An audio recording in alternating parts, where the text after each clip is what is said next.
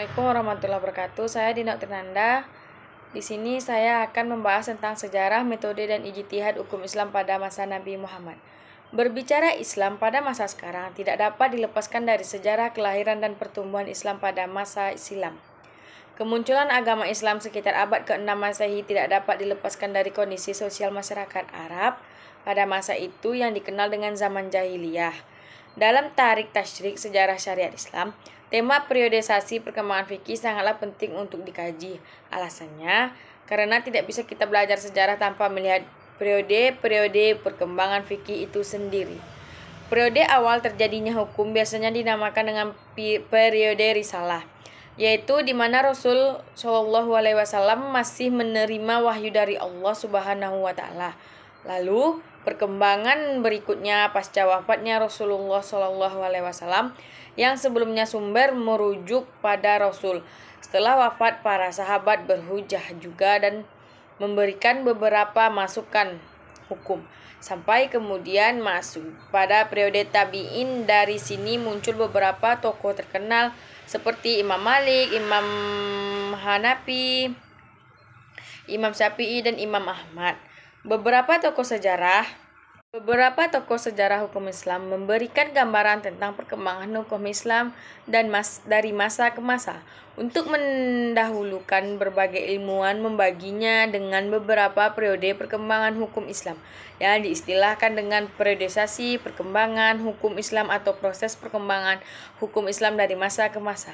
Menurut Mustafa Ahmad Azharka, periodisasi fikih terbagi menjadi 6, yaitu periode risalah, kedua periode Khulafaur Rasyidin, ketiga periode pertumbuhan fikih, keempat periode keemasan, kelima periode ulasan dan perdebatan, dan keenam periode kemunduran. Pun permasalahan yang ingin dikaji yaitu bagaimana sejarah perkembangan hukum Islam pada periode Nabi, seperti apa metode penetapan hukum Islam pada periode Nabi, dan apakah ijtihad bagi dari sunnah Nabi. Tujuannya adalah untuk mengetahui sejarah perkembangan hukum Islam pada periodisasi Nabi, untuk mengetahui seperti apa metode penetapan hukum Islam pada periode Nabi Shallallahu Alaihi Wasallam, dan untuk mengetahui apakah ijtihad bagian dari sunnah Nabi. Baiklah, kita akan masuk di bagian pembahasan, yaitu ada tasyrik pada masa kenabian. Fase ini berawal dari ketika Allah Subhanahu wa Ta'ala mengutus Nabi membawa wahyu berupa Al-Quran ketika baginda sedang berada dalam Gua Hira pada hari Jumat 17 Ramadan tahun 13 sebelum Hijriyah, bertepat dengan tahun 60 Masehi. Wahyu terus turun kepada baginda Rasulullah di Mekah selama 13 tahun dan terus berlangsung ketika beliau berada di Madinah dan di tempat-tempat lain setelah hijrah selama 10 tahun sampai baginda Rasulullah wafat pada tahun 11 Hijriah. Terkadang wahyu turun kepada baginda Rasulullah dalam bentuk Al-Quran yang merupakan kalam Allah dengan makna dan lafaznya, dan terkadang wahyu turun yang hanya berupa makna sementara lafalnya dari Rasulullah atau kemudian termanifestasikan dalam bentuk hadis. Dengan dua pusaka inilah perundang-undangan Islam ditetapkan dan diteruskan, mengingat masing-masing era memiliki keistimewaan sendiri dalam tata cara regulasi dan perlindungan undang-undang dan cara penyelesaiannya. Maka perlu kiranya diperjelaskan satu persatu sebagai berikut. Pertama, yaitu tasyrik periode Mekah, berlakunya sejak baginda Rasulullah diangkat sebagai Rasulullah sampai beliau hijrah ke Madinah. Periode ini berlangsung selama 13 tahun. Perundangan hukum Islam pada periode ini lebih fokus pada upaya mempersiapkan masyarakat agar dapat menerima hukum-hukum agama, membersihkan akidah dari menyembah berhala kepada penyembah Allah, selain menanamkan akhlak-akhlak mulia agar memudahkan jiwa untuk dapat menerima segala bentuk pelaksanaan syariat.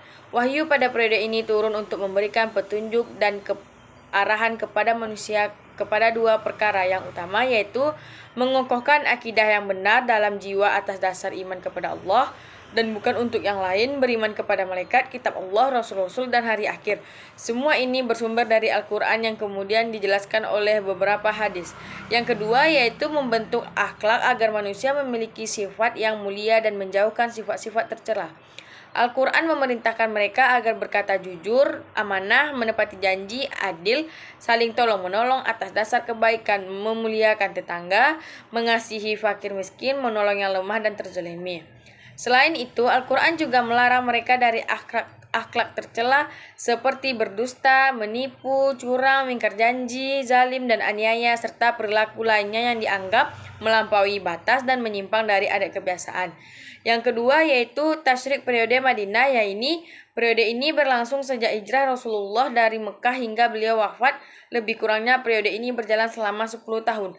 Perlindungan undang hukum Islam pada periode ini menitik beratkan pada aspek hukum-hukum praktikal dan dakwah Islamiyah pada fase ini membahas tentang akidah dan akhlak. Oleh sebab itu, perlu adanya perundang-undang yang mengatur tentang kondisi masyarakat dari setiap aspek satu persatu. Ia turun sebagai jawaban terhadap semua permasalahan, kesempatan, dan perkembangan. Kedua yaitu sumber tasyrik pada masa kenabian. Sumber perundang-undangan kehijrah Rasulullah dari Mekah hingga beliau wafat lebih kurangnya. Sumber perundang-undangan hukum Islam pada fase ini terhimpun dalam satu sumber, yakni wahyu yang turun kepada Rasulullah dari sisi Allah. Wahyu ada dua macam, yaitu wahyu yang terbaca seperti Al-Quran dan wahyu yang tidak bisa dibaca, yakni sunnah nabawiyah. Yaitu terdapat ada Al-Quran. Al-Quran adalah kalam Allah yang diturunkan kepada Nabi Muhammad yang dianggap ibadah membacanya, yang diawali dengan Al-Fatihah dan ditutup dengan surat An-Nas. Al-Quran merupakan sumber utama dan pertama bagi hukum Islam. Ia meliputi semua ajaran pokok dan semua kaidah yang harus ada di dalam pembuatan undang-undang dan peraturan. Orang kafir pernah menentang Rasul tentang cara Al-Quran turun secara berangsur dan meminta kepada baginda Rasulullah agar Al-Quran diturunkan sekaligus segera sebagaimana Allah menurunkan Taurat dan Injil. Allah menurunkan Al-Quran secara berangsur dengan beberapa alasan, antaranya sebagai berikut. Antaranya yaitu mengokohkan hati Rasulullah, memudahkan bagi Nabi untuk menghafalnya, sebab Nabi adalah orang yang ummi yang tidak dapat membaca dan tidak mengenal huruf dan tidak bisa menulis. Berbeda dengan Nabi Musa yang dapat membaca dan menulis sehingga mudah bagi Musa untuk menghafal Taurat. Yaitu yang ketiga, mempermudah proses regulasi perundang-undang. Yang keempat, memberikan kemudahan dan empati kepada hamba dengan menurunkan wahyu secara berangsur-angsur agar mudah diamalkan. Al-Quran yaitu ada sunnah nabawiyah. Sunnah nabawiyah adalah setiap yang keluar dari Rasul, baik itu ucapan, perbuatan, pengakuan selain dari Al-Quran. Al-Sunnah menepati urutan kedua setelah Al-Quran dalam hukum Islam karena ia menjadi penguat, penjelas, penafsir terhadap hukum-hukum yang ada di dalam Al-Quran. Yang ketiga yaitu ayat-ayat ahkam di dalam Al-Quran. Dalam kajian utama, jumlah ayat-ayat hukum dalam Al-Quran relatif sedikit, bahkan tidak mencapai 1/10 dari keseluruhan ayat Al-Quran.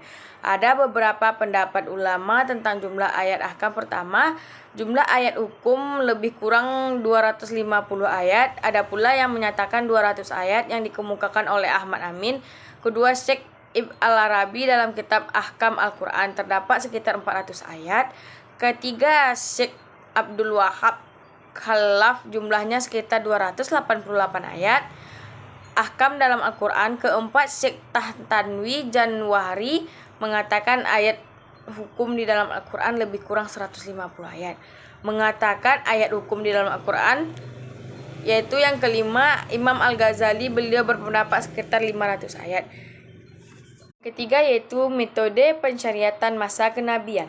Nabi Muhammad menyampaikan syariat Islam pada fase kenabian ini melalui beberapa cara, diantaranya yaitu memberikan ketentuan hukum terhadap permasalahan atau kejadian yang muncul atau ditanyakan oleh para sahabat, lalu baginda Nabi memberi jawaban dengan satu ayat Al-Quran. Yang kedua yaitu terkadang Rasul memberikan jawaban dengan ucapan ataupun perbuatannya.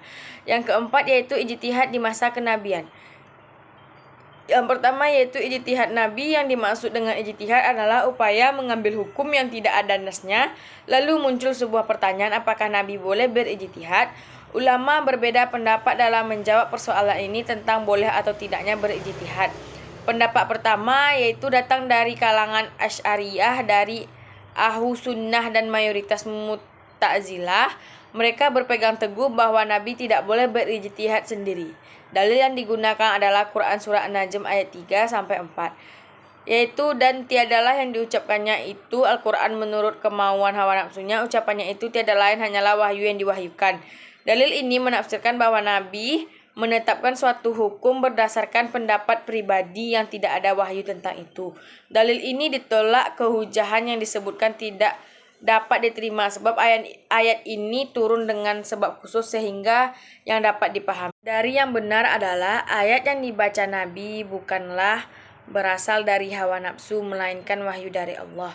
Pendapat kedua yaitu mayoritas ulama ushul mengatakan boleh bagi Nabi untuk berijtihad dalam setiap urusan. Nabi boleh berijtihad dalam semua perkara dalam setiap urusan dan ijtihadnya Nabi tidak sama dengan ijtihad orang lain. Ijtihad Nabi akan berakhir dengan wahyu karena jika Nabi tepat dalam ijtihadnya, pastilah wahyu akan mengakuinya dan jika Nabi tersalah dalam ijtihadnya, maka wahyu akan mengarahkan Nabi pada kebenaran. Yang kedua yaitu ijtihad sahabat di masa kenabian. Pentingnya ijtihad dalam kehidupan umat Islam menjadikan Nabi harus mengajari dan menyiapkan para sahabatnya untuk menjadi seorang mujtahid. Di saat wahyu masih turun, di saat Nabi SAW masih hidup, ternyata dalam beberapa keadaan ijtihad dibutuhkan untuk menyelesaikan permasalahan yang terjadi. Bahkan di zaman Nabi, para sahabat juga sudah berijtihad. Yaitu kesimpulan, masa tasyrik pada masa kenabian dimulai ketika Allah mengutus Nabi Muhammad membawa wahyu berupa Al-Quran saat beliau di Gua Hira pada hari Jumat 17 Ramadan tahun 13 sebelum Hijriah 661 Masehi. Tasyrik pada masa Nabi disebut masa pembentukan tasyrik karena pada masa inilah terbentuknya hukum Islam. Selanjutnya beliau hijrah ke Madinah dan ayat-ayat ahkam turun berserta hadis-hadis yang berkenaan dengannya. Adapun periode dari yang benar adalah ayat yang dibaca Nabi bukanlah berasal dari hawa nafsu melainkan wahyu dari Allah.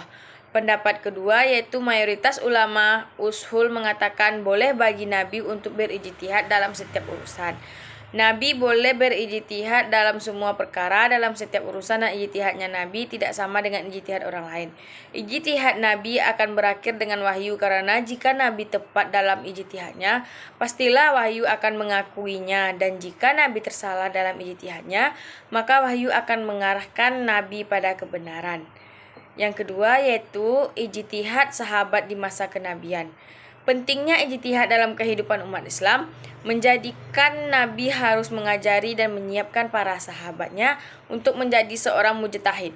Di saat wahyu masih turun, di saat Nabi SAW masih hidup, ternyata dalam beberapa keadaan ijtihad dibutuhkan untuk menyelesaikan permasalahan yang terjadi.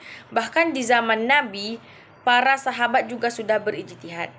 Yaitu kesimpulan, masa tasyrik pada masa kenabian dimulai ketika Allah mengutus Nabi Muhammad membawa wahyu berupa Al-Quran saat beliau di Gua Hira pada hari Jumat 17 Ramadan tahun 13 sebelum Hijriah 661 Masehi. Tasyrik pada masa Nabi disebut masa pembentukan tasyrik karena pada masa inilah terbentuknya hukum Islam. Selanjutnya beliau hijrah ke Madinah dan ayat-ayat ahkam turun berserta hadis-hadis yang berkenaan dengannya. Adapun periode pensyariatan ada dua macam, yaitu yang pertama periode Mekah. Sebelum Rasul hijrah ke Madinah, ayat-ayat yang turun di Mekah adalah masalah akidah untuk meluruskan keyakinan umat di masa jahiliyah dan menanamkan ajaran tauhid. Keyakinan umat di masa jahiliyah dan menanamkan. Adapun periode pensyariatan ada dua macam. Yang pertama yaitu periode Mekah sebelum Rasul hijrah ke Madinah. Ayat-ayat yang turun di Mekah adalah masalah akidah untuk meluruskan keyakinan umat di masa jahiliyah dan menanamkan ajaran tauhid. Yang kedua yaitu periode Madinah, yaitu setelah Rasul hijrah ke Madinah, ayat-ayat yang diturunkan di kota ini adalah masalah hukum dan berbagai aspeknya. Masa Rasulullah terdapat dasar pembentukan hukum Islam, yakni berangsur-angsur dalam penetapan hukum, mengefisienkan pembuatan undang-undang dan memberikan kemudahan dan keringanan. Baiklah, sekian dari saya. Apabila ada kesalahan mohon dimaafkan. Terima kasih. Wassalamualaikum warahmatullahi wabarakatuh.